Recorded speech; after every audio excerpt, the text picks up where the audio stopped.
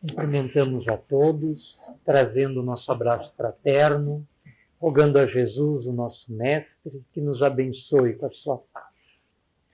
Hoje, a palavra sucesso está em voga, está em alta, todos querendo encontrar sucesso em suas vidas.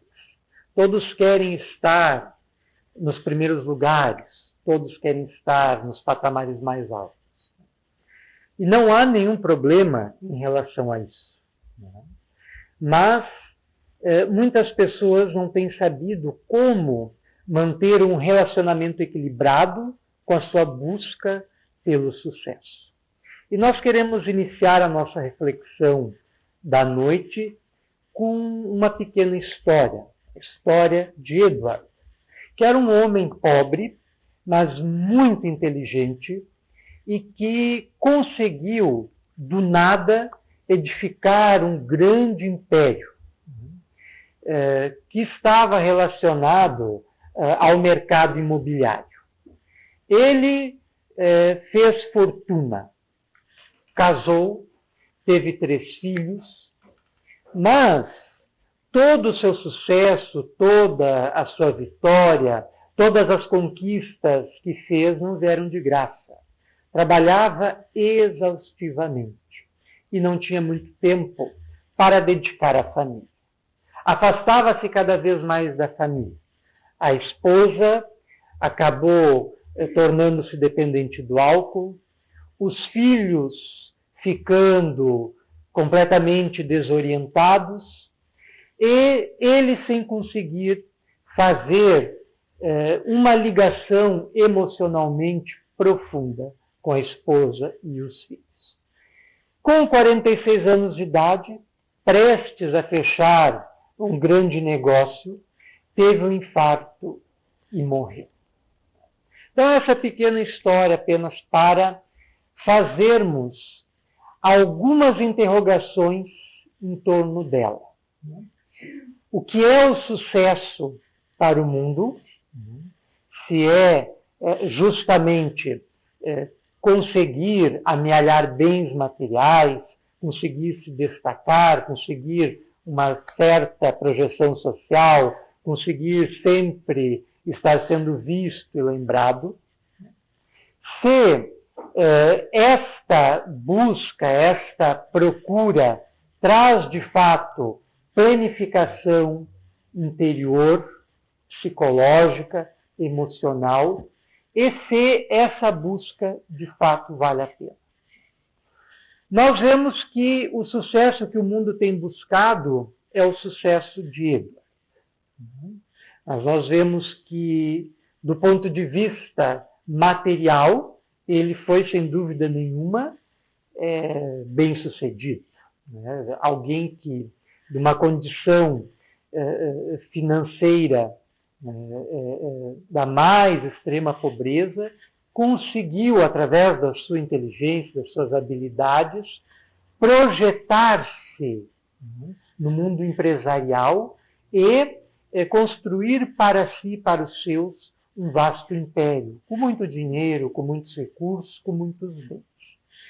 Mas do ponto de vista emocional, afetivo, familiar, Edward não foi bem sucedido. Não tinha entendimento com a esposa, não tinha uma ligação amorosa profunda, não encontrava suas expectativas correspondidas com a sua parceira, não tinha o respeito, o carinho, o amor dos filhos, não tinha uma relação fraterna, uma relação sequer paternal, que seria de se esperar com os filhos, e vivia constantemente atribulado, inquieto, com o pensamento sempre girando de um negócio para outro negócio, sem conseguir lidando tão bem com o mundo de fora, não conseguia lidar com o mundo de dentro, com o mundo das suas emoções e com o mundo das suas relações pessoais e interpessoais. E, precocemente, acabou, em função da pressão largamente largamente sustentada, infartando e morrendo, desencarnando. E podemos perguntar, será que todo este sucesso valeu a pena para Edward? Pois este, como dissemos, é o sucesso que o mundo vem propondo e que as pessoas têm procurado. Jesus, há 2 milênios, nos trouxe uma outra proposta de sucesso, que está expressa na seguinte fórmula: buscar em primeiro lugar o reino de Deus e a sua justiça, e tudo mais vos será dado em acréscimo. Que é uma citação do Evangelho de Mateus, capítulo 6, não estamos equivocados, versículo 33, que é parte integrante do seu famoso Sermão da Montanha. Buscar em primeiro lugar o reino de Deus e a sua justiça, e tudo mais vos será dado em acréscimo. Esta afirmação encerra a fórmula do sucesso que nós devemos buscar para nós, e que é a antítese, que é o oposto do sucesso que o mundo tem nos proposto. O reino de Deus simboliza para nós a realidade espiritual, e a sua justiça, os elementos, os princípios, as leis que fundamentam, estruturam e mantêm essa realidade. E quando Jesus nos recomenda a sua busca, ele está querendo ensinar que nós devemos priorizar, em primeiro lugar, as coisas de dentro, em detrimento das coisas de fora. Em primeiro lugar, as coisas do espírito, em detrimento das coisas do corpo, da matéria. Como todas as religiões ensinam que nós somos um ente espiritual dotado de mortalidade e que estamos momentaneamente na carne, na matéria, no corpo físico, nós formamos, junto com o nosso corpo, um todo interligado, que nós não podemos dissociar, considerar separadamente o espírito do corpo, ao menos quando estamos na matéria, porque isso gera desequilíbrio e nos acarreta outros prejuízos. Então, quando na matéria, nós devemos buscar, orientados por essa fórmula proposta por Jesus, um equilíbrio entre a satisfação das necessidades do corpo, as exigências da matéria, e principalmente as necessidades da nossa alma, as necessidades do nosso ser interior. Porque se não nos comportarmos dessa forma, seremos como Edward, bem-sucedidos aos olhos de todos, mas mal-sucedidos aos olhos de si mesmo, da sua consciência.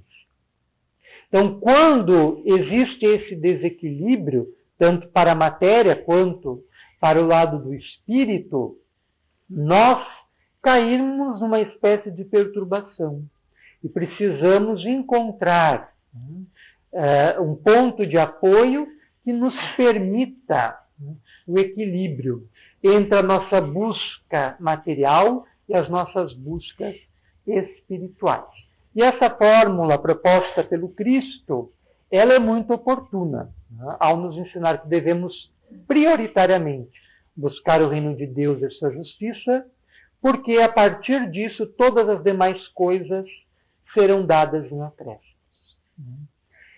Existem muitas pessoas que se encontram em condições sociais completamente opostas, ou na extrema miséria, ou na extrema abundância, mas que consegue lidar com as suas experiências materiais distintas de forma diferente e muitas vezes a pessoa que está na miséria consegue ser feliz e a pessoa que está na riqueza, está na abundância, não consegue.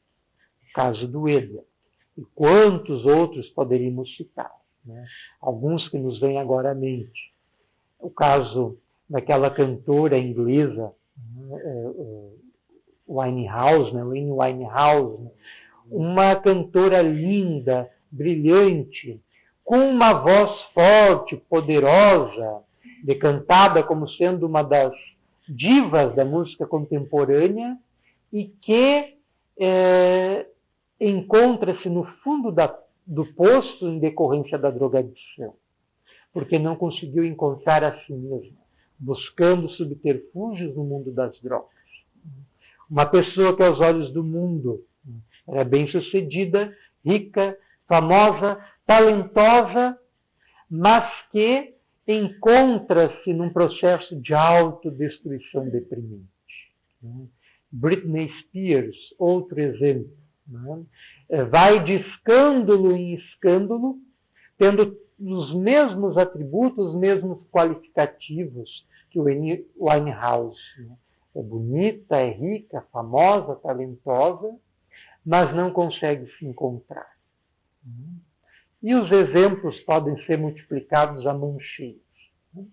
Então nós precisamos encontrar em nossas existências um ponto de equilíbrio entre a nossa procura, entre a nossa busca, entre o nosso esforço por atender o nosso lado material e aquilo que desejamos, e o nosso lado espiritual, que é a parte mais importante desse todo interpenetrado que por hora formamos. Mas nós sabemos que a vida na Terra, por mais longa que seja, ela é sempre muito curta, passa muito rápido. Ao fecharmos os olhos e abrirmos de novo, já estamos mais velhos, já se passou mais uma longa etapa na nossa trajetória terrestre. Então nós sabemos que a nossa vida na Terra tem um início e sabemos que tem um fim. E nós passamos entre esses dois pontos, entre o nascimento e a morte, na maioria das vezes procurando coisas, nos estafando, nos lutando exaustivamente na procura de coisas que não vão beneficiar de forma mais plena, de forma mais completa, o nosso ser. Jesus ainda, no Sermão da Montanha, recomenda: não busqueis os tesouros da terra, porque estes podem ser consumidos pelas traças, podem ser consumidos pela ferrugem, podem ser tomados pelos ladrões. Busqueis os tesouros do céu, os quais são inacessíveis às traças, à ferrugem e aos ladrões, por serem perecíveis. E nesses tesouros do céu, nós incluímos todos os valores da alma: o afeto, o carinho, o amor, a humildade, a perseverança, a determinação, todo o conjunto das virtudes, os conhecimentos, todos aqueles valores que nós amealhamos e que ninguém nos tira, por formarem o patrimônio intrínseco do nosso ser, por serem parte integrante do nosso ser. Então, o sucesso real, sob o ponto de vista espiritual, é o desenvolvimento do nosso ser interior, é o desenvolvimento do nosso espírito. Da doutrina espírita, quando surge no século XIX, em sua segunda metade, fazendo uma ligação direta com a mensagem trazida por Jesus, a reforça, nos encaminhando na senda do desenvolvimento espiritual. Nós, quando chegamos no centro espírita, movidos pela curiosidade, muitas vezes desejamos experienciar a mediunidade, visualizar algum evento mediúnico, presenciar algum aspecto da fenomenologia espírita. Mas Allan Kardec escreve em O Livro dos Médiuns, não estamos equivocados, no item 350, que de nada adianta o fenômeno mediúnico que comprova a nossa imortalidade após a vida terrestre, se nós não nos tornarmos melhores a partir deste conhecimento. Então, a proposta fundamental da doutrina espírita, reforçando a proposta inicial de Jesus, é o nosso sucesso espiritual, é a nossa realização interior, é a nossa planificação. Então, se nós somos espíritas, mas se os conhecimentos do espiritismo sobre a imortalidade, sobre a comunicabilidade com os espíritos, sobre todas as facetas da mediunidade, sobre a reencarnação, sobre os muitos mundos habitados, sobre os processos obsessivos, sobre as interrelações do espírito e da matéria, e por aí vai.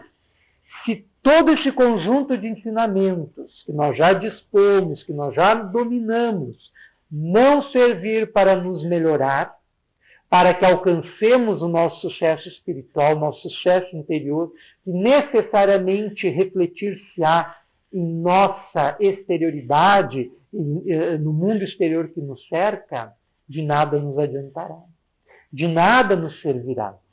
E ocorre que muitos espíritas têm desencarnado nas mais dramáticas condições.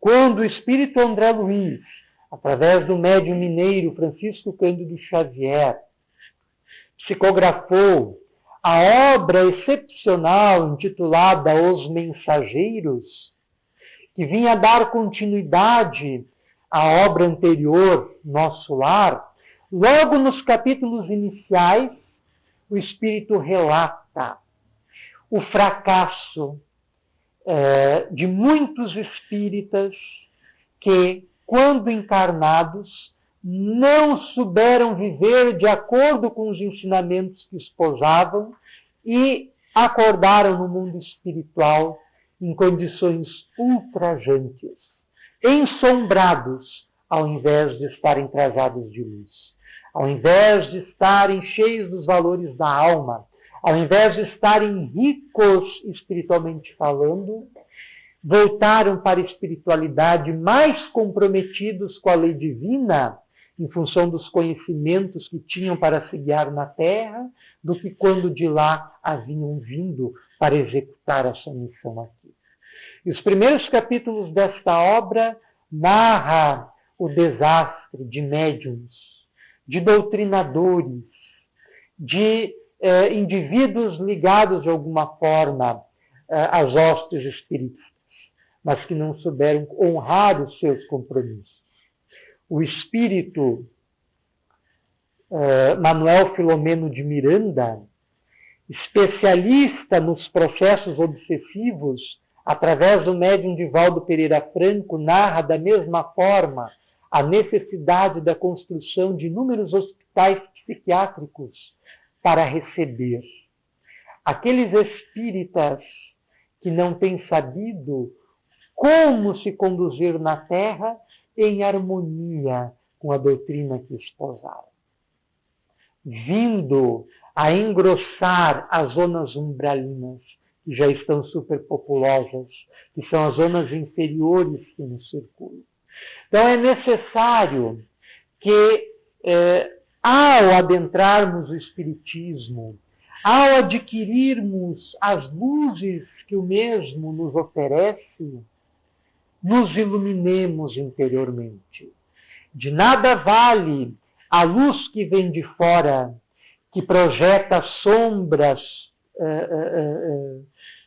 em nosso derredor. A luz que devemos procurar é aquela que emerge de dentro, irradia em nosso derredor e ilumina aqueles que nos cercam. E isso é alcançado através do sucesso espiritual. O pregador e escritor norte-americano Norman Vincent Peale, que escreveu inúmeras obras na área do pensamento positivo, asseverou o seguinte, que existem 4 coisas para alcançarmos o sucesso: trabalhar e orar, pensar e acreditar. A proposição de Norman Vincent Peale, não necessariamente nessa ordem, nos oferece um caminho para o sucesso. Observamos que ele escolheu para caracterizar as diferentes etapas para se alcançar o sucesso, não adjetivos nem substantivos, mas sim verbos. E verbos sempre indicam ação, movimento. Trabalhar e orar, pensar e acreditar. Vamos iniciar essa etapa no pensar. O pensar e o pensamento. As matrizes do nosso ser se encontram no nosso pensamento. O nosso pensamento continuamente sustentado forma um fluxo que caracteriza a nossa individualidade, que caracteriza o que cada um de nós é. Cada um de nós aqui presente expressa-se através de uma onda mental específica, que constitui esse fluxo do pensamento continuamente mantido. Os espíritos que aqui estão presentes e que nos visualizam, nos identificam pela onda mental que nos é própria. E esta onda mental é a responsável por toda a configuração da nossa realidade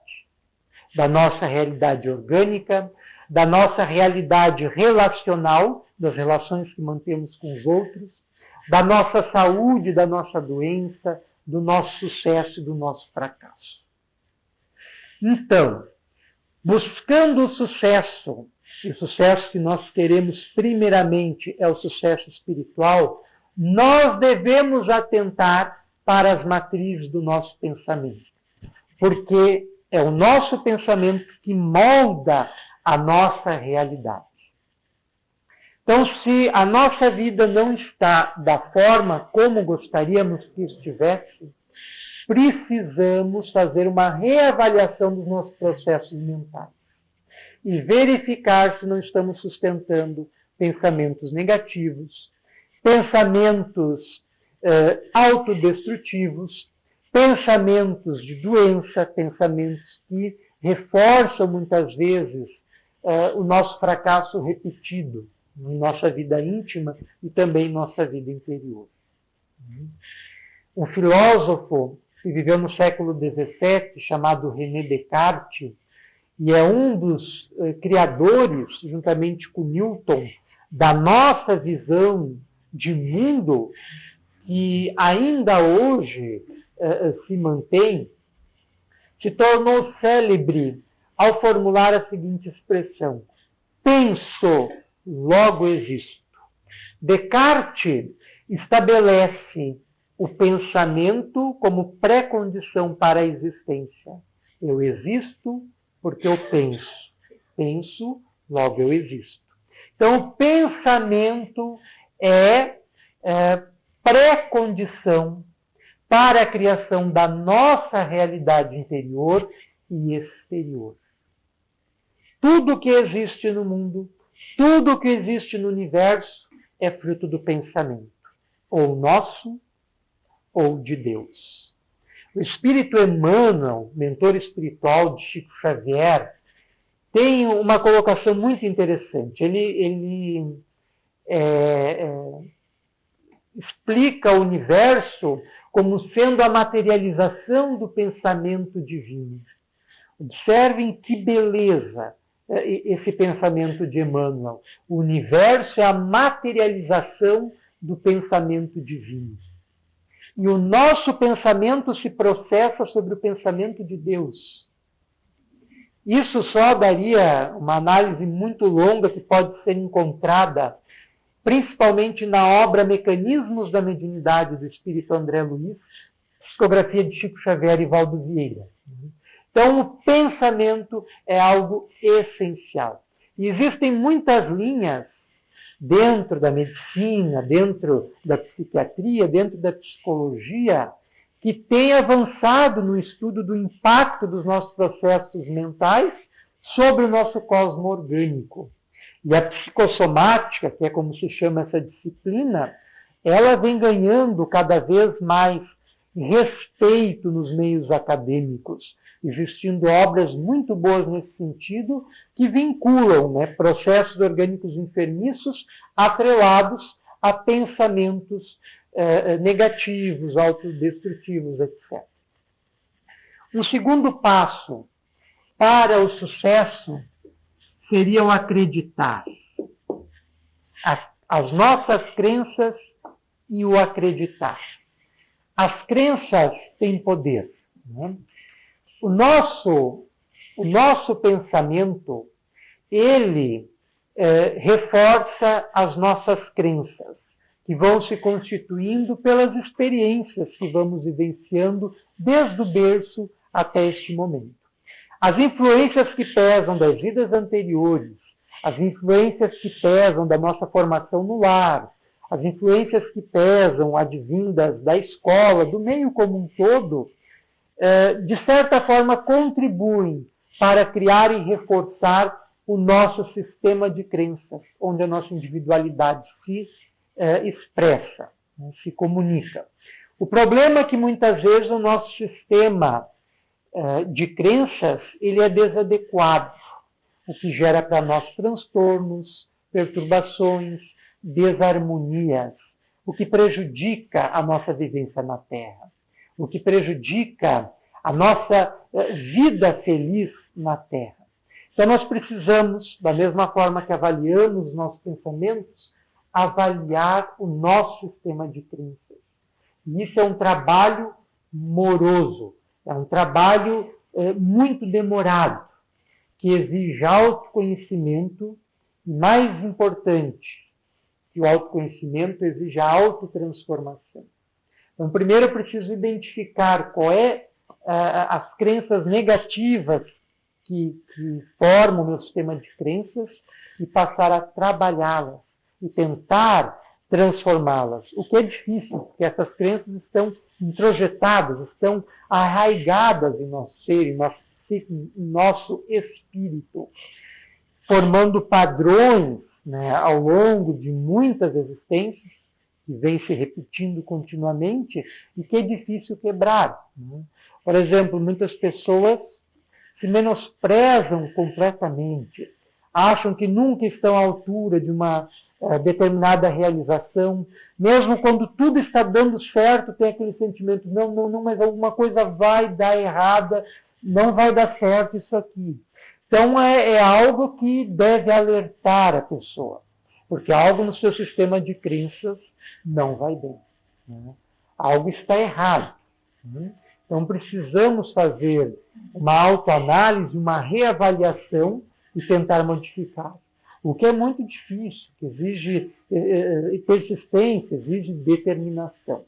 E é a nossa missão na Terra, a gente está aqui para isso.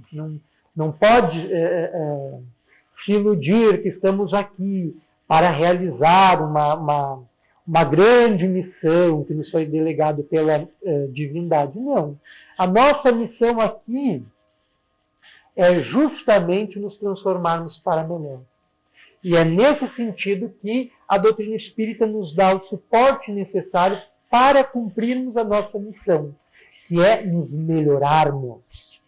E nós nos melhoramos alcançando o sucesso espiritual, que é o mesmo proposto por Jesus.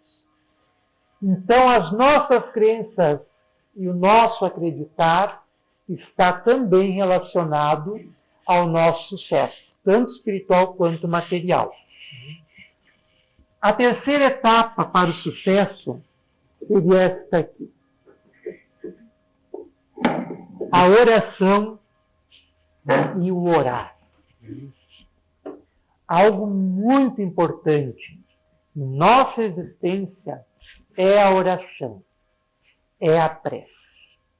A oração nos força a ascendermos às regiões mais superiores que existem dentro de nós mesmos, a fim de ali efetuarmos a nossa ligação com o divino, com a divindade, com Deus.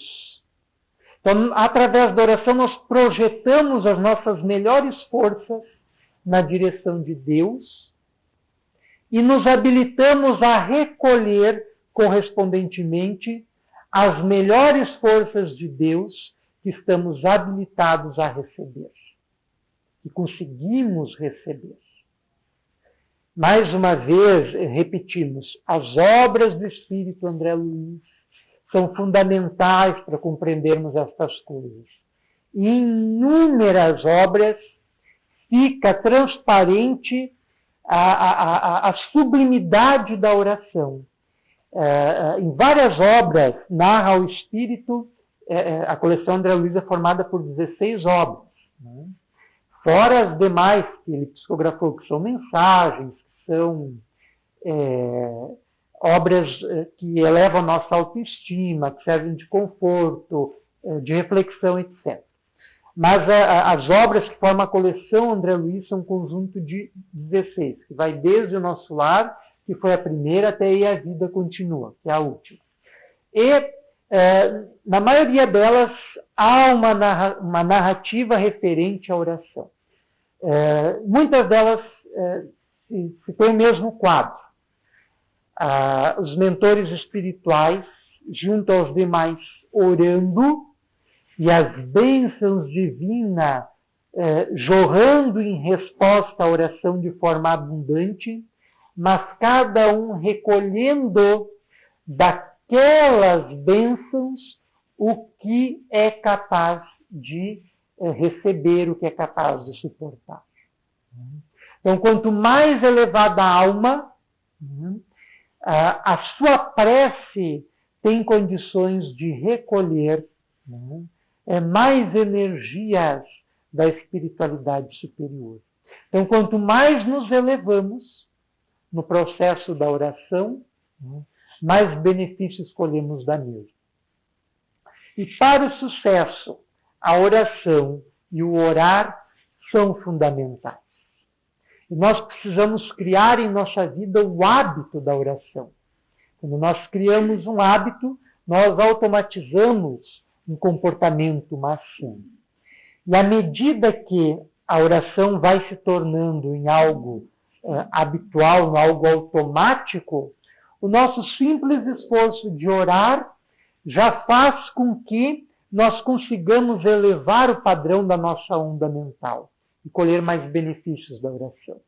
Mas quem não tem o hábito da oração vai ter dificuldade para orar. Eu tenho ouvido muitas pessoas dizerem que têm muita facilidade quando estão na casa espírita para orar. Mesmo intimamente conseguem se expressar, conseguem expor o que está lhe prejudicando, o que está lhe incomodando, e tem facilidade para fazer isso. Mas fora da casa espírita tem dificuldade, não consegue. Começa a orar quando vê o seu pensamento já se desviou para outro lugar, não consegue formar uma linha de pensamento em sua oração. É porque ainda não criou o hábito da oração. Então, toda vez que vai tentar orar, como não tem o hábito, e como muitas vezes as nossas companhias espirituais não se interessam muito para que oremos, então aproveitam do ensejo para que nós, de fato, não consigamos fazer a oração. E a oração, em qualquer parte que se expressa, é um luzeiro, é um gerador de luz. E é algo que, mesmo não vindo, segundo o nosso ponto de vista, um retorno prático, material, sempre vai ter uma resposta.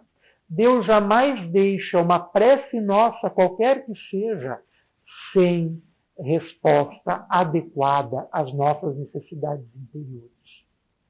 De alguma forma, Ele sempre responde. Nós que muitas vezes somos cegos para ver as respostas de Deus em nossa vida, às nossas preces. Então, a oração é fundamental para o nosso sucesso. Porque auxilia-nos, ao elevar a nossa onda mental, a mantermos um padrão equilibrado de comportamento íntimo e exterior. Todo equilíbrio que nós temos por dentro necessariamente se expressa em nosso comportamento, em nossas relações e afeta aqueles que nos cercam. A quarta etapa para atingirmos o sucesso seria o trabalho e o trabalhar. Tudo que nós temos em nossa civilização, produzido ao longo dos milênios, desde as pirâmides no Antigo Egito, ou antes mesmo, os monumentos de Stonehenge, por exemplo, as grutas de Lascaux na França e Altamira na Espanha, brilhantemente pintada pelos homens pré-históricos, até os nossos arranha-céus da atualidade, toda a nossa cultura, toda a nossa tecnologia, tudo que a humanidade alcançou até hoje, ao longo do seu caminho evolutivo na Terra, se deu através do trabalho. Um estudioso alemão chamado Friedrich Engels, que foi companheiro e também promotor, financiador de Karl Marx, escreveu um texto muito interessante onde ele defende essa tese, que o homem se forma pelo trabalho, que o homem se constitui pelo trabalho.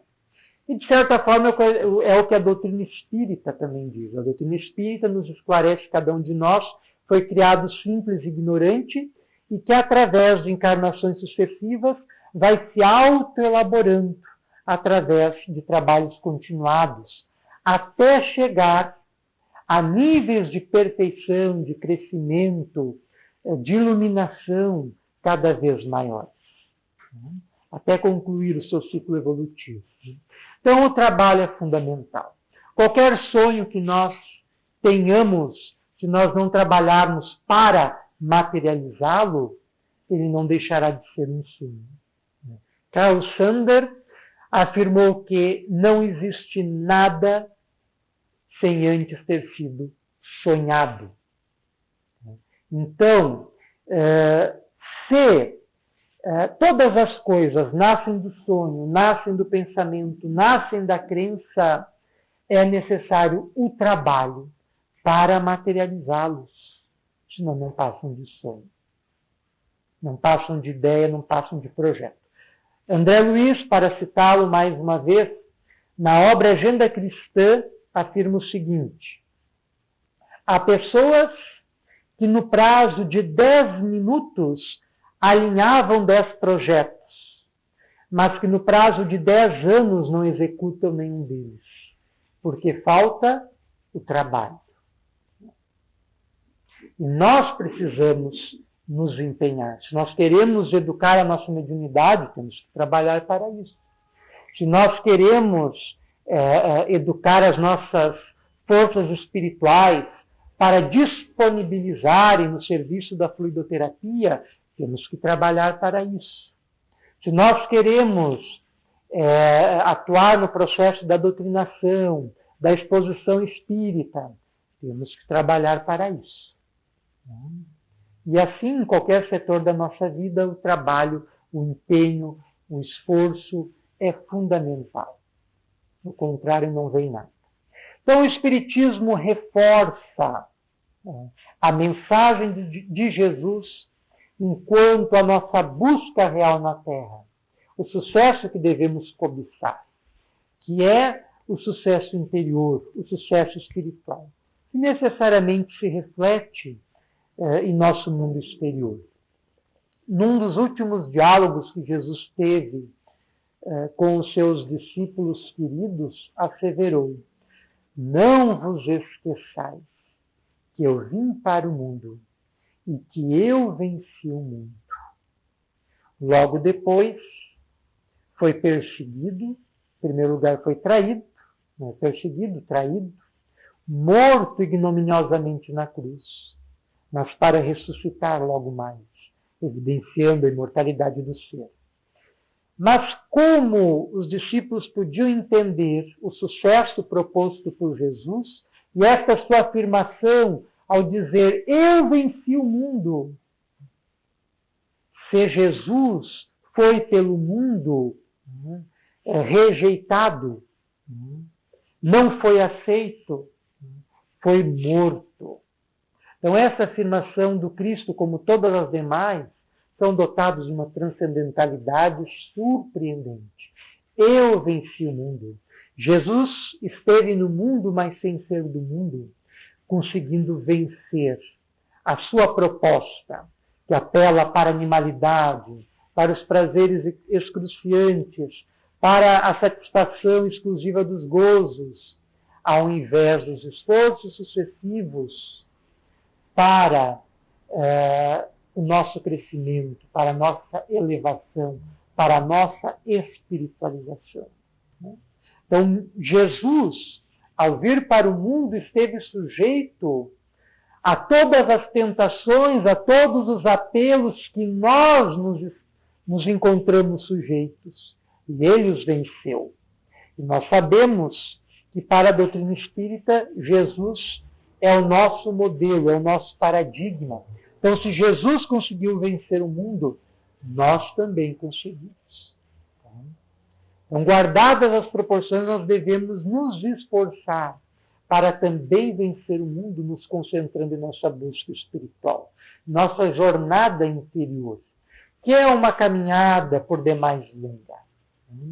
Mas o fato de hoje nos aproximarmos de uma doutrina qual a doutrina espírita, que nos amplia os horizontes da visão, já revela os esforços anteriores que realizamos em nosso processo evolutivo, que nos facilitam hoje compreender o que muitas pessoas ainda não compreendem. Então, fica o convite para buscarmos o sucesso interior como plataforma para o sucesso exterior. E gostaríamos de encerrar com a leitura de um capítulo de um livro que publicamos casualmente hoje, é um momento especial para nós, e casualmente estamos lançando o livro nesta casa espírita, pela qual temos muito carinho, e é um livro de quadrinhas. E como não existe sucesso sem persistência, tanto sucesso espiritual quanto sucesso material, nós gostaríamos de ler algumas quadrinhas sobre a persistência, de modo a fechar, a encerrar a nossa fala. Não sucumbas à fraqueza, perdido em teus dramas, humilde lamparina acesa acaba com as sombras. Não desista jamais ante os desafios da vida, a forja dobra os metais, persistindo na batida. Na vida, sempre avança, evitando o retrocesso. Saiba que a perseverança é o caminho do sucesso. Não existe em nossa vida nenhuma dificuldade que não possa ser vencida com o esforço da vontade. Segue sempre adiante, não pares no caminho. Quem é perseverante, vence tudo devagarinho. Então, que Jesus nos abençoe e que possamos encerrar com a nossa afirmação inicial, de que devemos buscar, em primeiro lugar, o reino de Deus e sua justiça, e tudo mais nos será dado de acréscimo. Jesus nos abençoe e nos conceda a sua paz.